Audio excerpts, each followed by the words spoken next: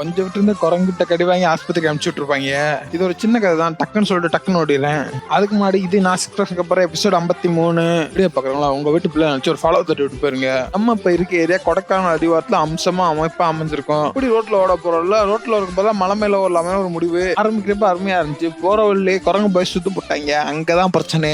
அதை தாண்டி விட மாட்டாங்க, ரிட்டர்ன் திரும்ப போக விட மாட்டாங்க. சரி ஓகே நைஸா ரிட்டர்ன் ஆயிட்டு ஏதோ இன்னொரு நாள் பண்ணிக்கலாம்னு சொல்லிட்டு அப்படியே குடுன்னு ஓடி வந்துட்டேன். ஏறப்பதான் கஷ்டமா இருந்துச்சு, இறங்கப்ப சல்லுன்னு ஓடியா இருந்தாச்சு. அதுக்கப்புறம் கொஞ்சம் போர் அடிச்சு என்ன பண்ணணும்னு தெரியல. சரி ஓகேன்னு ஒரு டீ கடைக்கு போய் ஒரு டீயை போட்டு அடுத்து ரிட்டர்ன் வரப்ப கறி வாங்கிட்டு வர சொன்னாங்க. பொறுமையா உட்காந்து அதை வெட்டி வாங்கி வந்து கொடுத்துட்டு இதுக்கப்புறம் தான் மெயின் இவெண்ட். ஆனா அன்பார்ச்சுனேட்லி நம்ம கொஞ்சம் வேலை இருந்துச்சு சொல்லி ரிட்டர்ன் ஆயாச்சு. ரிட்டர்ன் வரப்ப அப்படியே பாத்துக்கிட்டே வந்தேன். அங்க வாங்கி கொடுத்த கறி அவங்களுக்கு, நமக்கு கொஞ்சம் கறி வேணும் புரோட்டீன் அப்படின்றதுக்காண்டி கொஞ்சம் வாங்கிட்டு அப்படியே வீட்டுக்கு வந்து மசாலா தரையை ஊற வச்சாச்சு. இவ்வளவு அலைஞ்சதுல சரியான பசி, அதனால 3 முட்டையை போட்டு பிட்லாமிட தட்டிட்டு அப்படியே ஒரு 1/2 கிலோ தண்ணி பழத்தை தள்ளிட்டு எடிட்டிங் வெளில உட்காந்தாச்சு. இந்த மைசூர்ல விட்ட 2 நாள் கேப்பும் மொத்தமா என்ன ஃபாலோ பண்ணிட்டே வருது. அதை இன்னும் கீப் அப் பண்ண முடியல. சரி ஓகேன்னு அப்படியே மதிய உணவு ரெடி பண்ணிட்டு அதையும் கொஞ்சம் தக்கிட்டு அப்படியே ஒரு குட்டி தூக்கம். ஏன்னா 2 நாளா சரியான அலைச்சல். எந்திரிச்சு அப்படியே ஃப்ரெஷ் ஆயிட்டு மறுபடியும் எடிட்டிங்ல உட்காந்துட்டேன். கொஞ்ச நேரம் உட்காந்து எடிட்டிங் பார்த்துட்டு இருந்தேன். அதுக்கப்புறம் தான் நியூ எபிசோட் வந்துருச்சு. சரி ஓகே நான் அதையும் பார்த்துட்டு சாயந்தரம் ஆனாலுமே ஒரு காப்பியை குடிச்சிட்டு இப்படி மாத்தாச்சு. இன்னைக்கு அவங்க ஊர் கோயில்ல வெயிட் பண்ணிட்டு வருவாங்க.